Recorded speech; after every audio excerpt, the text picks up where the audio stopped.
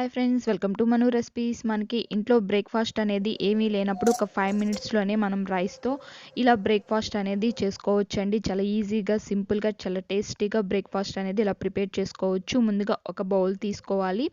దానిలోకి ఒక cup rice అనేది తీసుకుంటున్నాను. నేను అయితే అప్పటికప్పుడు వండిన రైస్ అనేది తీసుకుంటున్నాను, లేదా నైట్ టైం ఉన్న రైస్ అయినా పర్వాలేదండి. ఇలా ఒక కప్ అనేది తీసుకున్నాను. ఇది మొత్తం కూడా ఒకసారి స్ప్రెడ్ చేసేసుకొని 3 ఎగ్స్ అనేది తీసుకుంటున్నాను.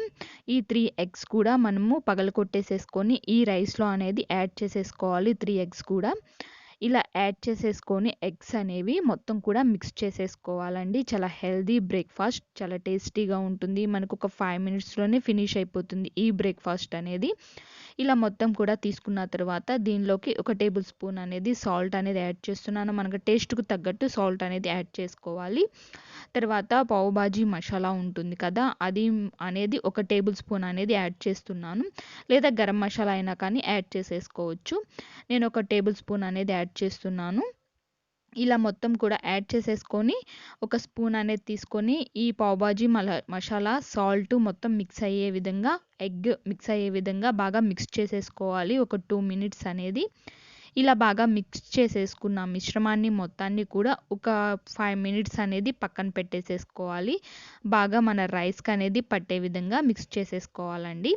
చూసారు కదా, మొత్తం కూడా ఇలా మిక్స్ చేసేసుకొని పక్కన పెట్టేసుకుంటున్నాను. ఇప్పుడు ఒక బౌల్ తీసుకొని ఆయిల్ 3 టేబుల్ స్పూన్ ఆయిల్ వేసేసుకొని ఒక కప్ ఆనియన్స్ కట్ చేసేసుకొని వేసుకోవాలండి. ఈ ఆనియన్స్ అనేవి కొంచెం దోరగా వేయించుకోవాలి.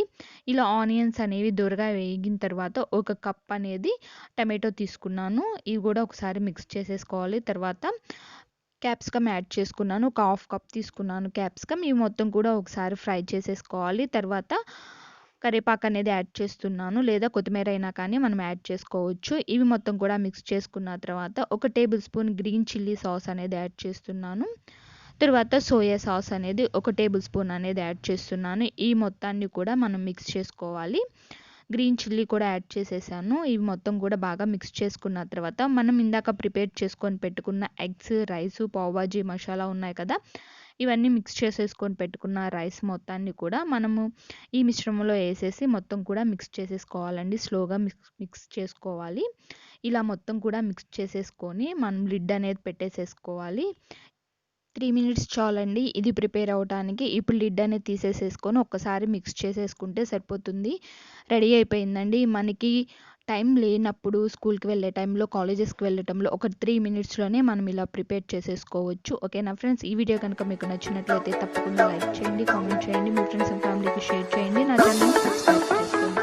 ఓకేనా ఫ్రెండ్స్? Take care. బాయ్.